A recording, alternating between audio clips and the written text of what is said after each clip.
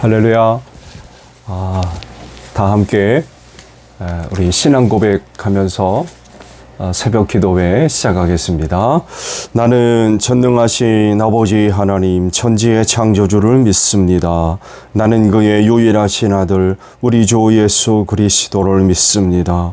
그는 성령으로 잉태되어 동정녀 마리아에게서 나시고 본디오 빌라도에게 고난을 받아 십자가에 못 박혀 죽으시고 장사된 지 사흘 만에 죽은 자 가운데서 다시 살아나셨으며 하늘에 오르시어 전능하신 아버지 하나님 우편에 앉아 계시다가 거기로부터 살아있는 자와 죽은 자를 심판하러 오십니다.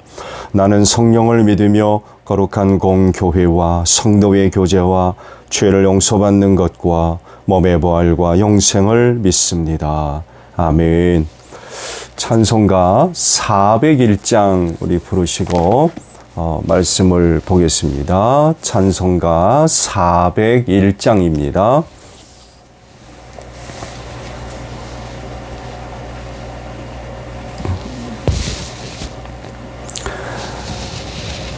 주의 곁에 있을 때 마음이 든든하오니 주여 내가 살 동안 인도하여 주소서. 주여 주여 나를 인도하소서.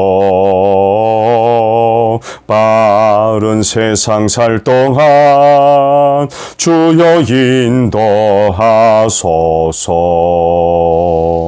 피난처인 예수여 세상 물결어말 때 그 신은혜 베푸사 나를 숨겨주소서. 주여 주여 나를 인도하소서.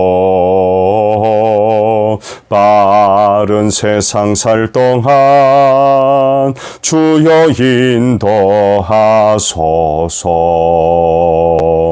세상 풍파 지난 후 영화로운 나라와 눈물 없는 곳으로 들어가게 하소서. 주여 주여 나를 인도하소서. 빠른 세상 살 동안 주여 인도하소서.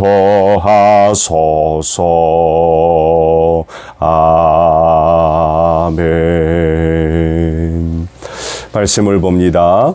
전도서 2장에 있는 말씀입니다. 전도서 2장 12절에서 마지막 절까지 있는 말씀을 보겠습니다.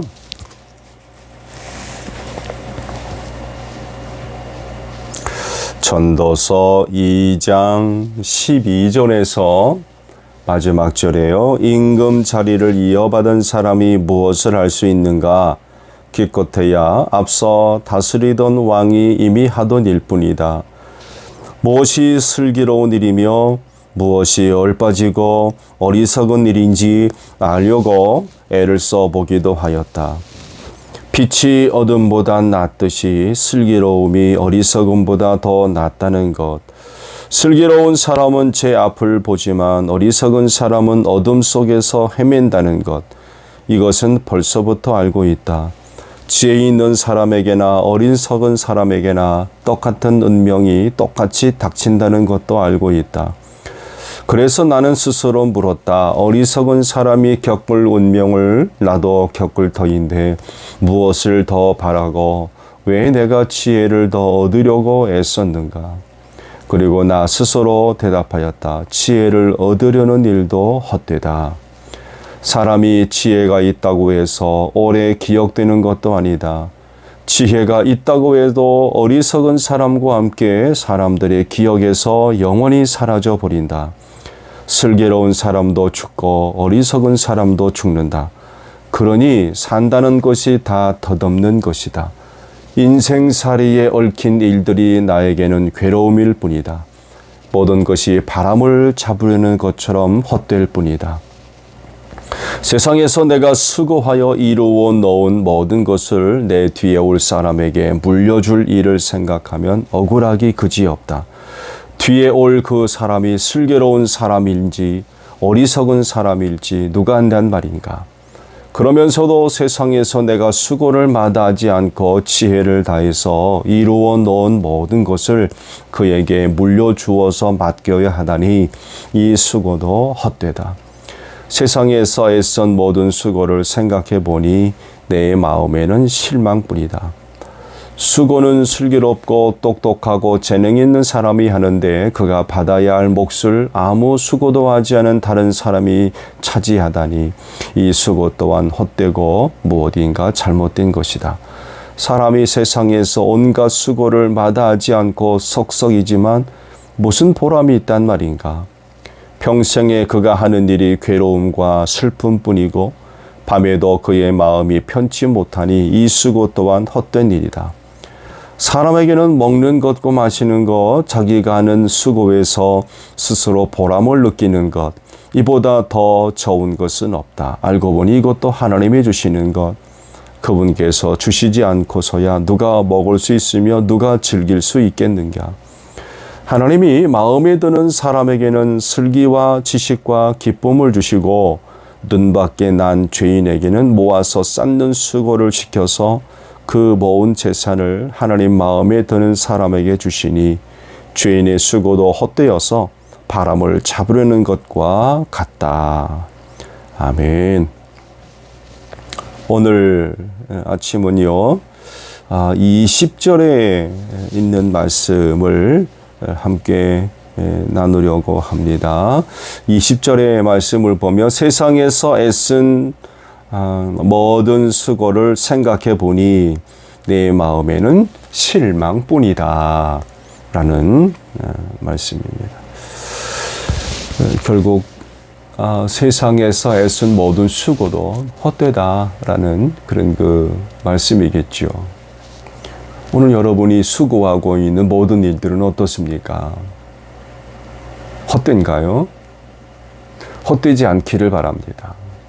그렇게 피땀 흘려서 수고하는데 헛된 일이 되면 되겠습니까? 근데요, 세상살이를 다른 말로 표현을 한다고 하면 수고로움으로도 표현이 될 것 같아요. 어떻게 생각하세요? 세상살이는 곧 수고로움이다. 틀린 말은 아닌 것 같습니다. 왜냐하면 수고하지 않은 일이 없기 때문에 그렇습니다.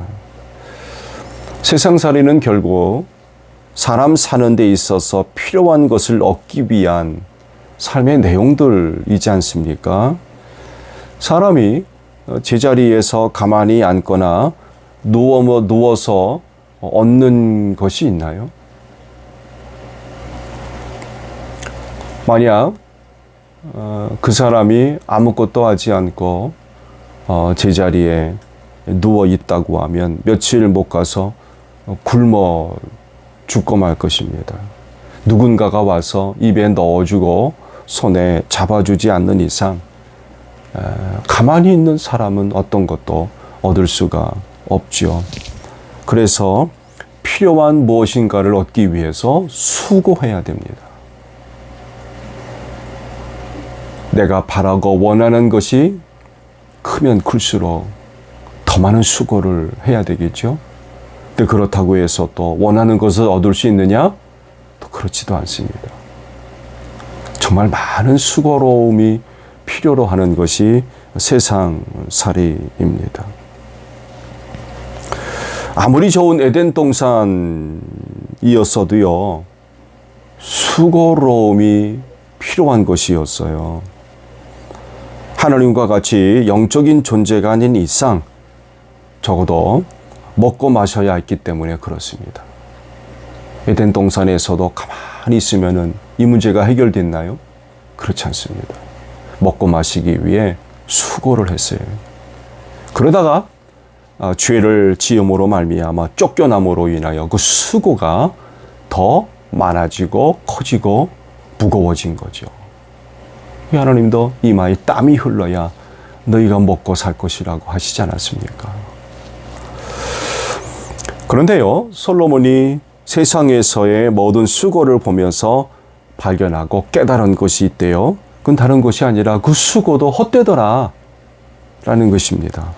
그러니까 세상에서 아무리 수고를 해도 헛되다는 것입니다. 왜냐하면 그 이유 몇 가지를 쭉 이제 말씀을 하셨죠.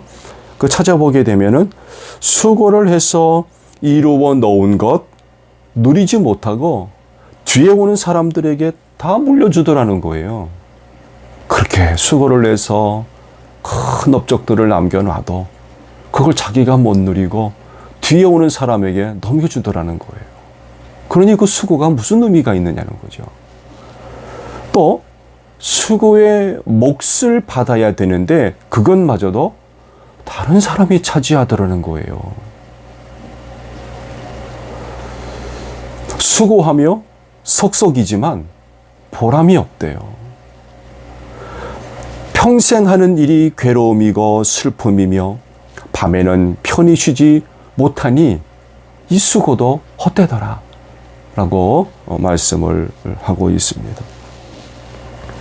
수고하며 살 수밖에 없는 게 사람이고 세상살인데 그 수고가 헛되면 어떻게 살라는 것입니까? 그게 사실이라고 하면 그 인생은 허무하고 낙심할 수밖에 없을 거예요. 그렇지 않겠습니까? 그러면 이 수고를 긍정적으로 바꿀 수는 없을까요? 솔로몬은 그 수고로움이 헛되다라고 지금 이야기를 하고 있는데 이거를 좀 긍정적인 모습으로 바꿀 수는 없을까요? 가능성이 하나 있습니다. 그건 다른 것이 아니라 그 수고를 사람에게 중심을 둘 것이 아니라 하나님에게 두는 것입니다. 즉, 그 수고가 사람의 필요에 의해서 이루어지는 것이 아니라 하나님의 뜻과 계획에 맞추는 것입니다. 그거 내가 원하고 내가 바래 사는 것이 아니라 그건 하나님의 뜻이고 하나님의 계획이며 하나님이 원하시는 것이고 하나님이 바라시는 것이라는 겁니다. 그래서 그 어떤 수고를 사명으로 삼고요, 비전으로 삼는 것입니다. 하나님이 계획하시고 바라시는 일로 보는 거죠. 단순하게 내가 살기 위해서, 내가 원하는 것 얻기 위해서 어쩔 수 없이 하는 그런 일이 아니라 하나님이 주신 비전과 사명으로 여기는 거예요. 수고 속에서, 그 수고로움 속에서 하나님의 뜻을 찾고 계획을 찾으며 하나님의 원하시는 것을 찾는 것입니다. 이렇게 되면 그 수고가 아니라 비전이 되고 사명이 되는 것이며 하나님의 뜻을 이루는 일이 되겠죠. 그러니까 수고로움을 내게서 찾는 것이 아니라 하나님에게서 그 근거를 두는 것입니다. 성경에 등장하는 믿음의 조상들을 보면 세상에 어떤 사람들도 이와 같이 수고하지 않은 사람이 없어요. 그들의 삶은 단순히 수고의 차원을 넘어서 그건 자신의 목숨을 위협하는 것들이었습니다. 이루 말할 수 없는 그런 그 수고를 마다하지 않은 그런 사람들이었어요. 누구는요, 정상적인 한 인간으로서의 삶을 살 수가 없었어요. 그런 삶을 포기할 수밖에 없는 그런 그 삶을 살기도 했습니다. 좋은 예로 호세야 선지자가 그중 하나입니다. 하나님께서 이스라엘 백성들의 죄악을 또 그들의 타락을 고발하시고 또 저들이 회개하고 하나님께로 돌아가게 하시려고 그러하여금 이런 명령을 하세요. 음란한 여인 고멜과 결혼하라고. 타락한 여자였어요. 음란하게 생활하는 여인이었습니다. 그런 여자와 결혼하라고 주님께서 명령하셨습니다. 그렇지만 호세아는 거절하지 않죠. 순종해서 음란한 여인 고멜과 결혼을 합니다. 왜냐하면 그런 그 생활이 수고가 아니라 하나님이 주신 사명이었고 뜻이었고 명령이었기 때문에 그래요. 자기가 살기 위해서 할 수밖에 없는 수고가 아니라 하나님의 뜻이었고 명령이었으며 그건 사명이었습니다. 그렇게 되니까 호세아가 기꺼이 그 말씀에 순종해서 그런 그 생활을 했던 것이죠. 앞서 말씀을 드린 대로 세상살이는 수고로움을 피할 수 없어요. 여러분 지금까지 생활에 오셨던 그 과거의 생활들을 한번 살펴보십시오. 수고하지 않은 일이 있었나요? 오늘 여러분들이 원하고 바랐던 것 성취하신 일이 있나요? 아마 있을 겁니다. 그거 거저 이루어졌나요? 원하는 것이 좋고 크면 클수록 수고로움도 커졌을 거예요. 수고하지 않은 일이 없어요. 오늘도 우리는 여전히 수고해야 됩니다. 그 수고로움을 벗을 수가 없어요. 피할 수가 없습니다. 그렇지만 그리스도인의 생활은 그 수고로움의 수준을 넘어서야 되지 않겠습니까? 죽을 때까지 수고하다 죽는 그런 그 생활이 아니라 그 수고의 수준을 넘어서는 거죠. 누가 봐도 수고가 틀림없지만 그 속에서 하나님의 뜻을 발견하는, 하나님의 바람을 발견하는, 하나님의 소원을 발견하는, 하나님의 계획과 하나님의 뜻을 발견하는, 그렇게 함으로 이제 하나님이 주신 비전과 사명이 되는 이런 과정으로 발전해 가야 되지 않나 합니다. 그렇게 되면 수고는 결코 수고로 끝나지 않을 것입니다. 왜냐하면 그 일을 통하여서 하나님께 영광 돌리고 하나님의 뜻을 이루는 일이 되기 때문에 그래요. 거기에 하나님의 은혜가 임하고 성령께서 주시는 은사와 은혜와 능력들이 나타나는 것이 아니겠습니까? 오늘도 삶의 수고를 넘어서 하나님의 영광을 위해 살아가는 여러분들이 되시기를 바랍니다. 단순히 내가 원하는 것을 얻기 위한 수고가 아니라 하나님의 뜻을 이루기 위한 하나님이 내게 주신 비전과 사명을 이루어 나아가는 그런 그 일들로 되어지기를 바랍니다. 그래서 오늘 하루도 하나님의 영광을 위해 살아가는 여러분들이 되시기를 바랍니다. 주기도문 하겠습니다. 하늘에 계신 우리 아버지, 아버지의 이름을 거룩하게 하시며 아버지의 나라가 오게 하시며 아버지의 뜻이 하늘에서와 같이 땅에서도 이루어지게 하소서. 오늘 우리에게 일용할 양식을 주시고 우리가 우리에게 잘못한 사람을 용서하여 준 것 같이 우리의 죄를 용서하여 주시고 우리를 시험에 빠지지 않게 하시고 악에서 구하소서. 나라와 권능과 영광이 영원히 아버지의 것입니다. 아멘. 자유로이 기도하시다가 본댁으로 돌아가시기 바랍니다. 기도하겠습니다.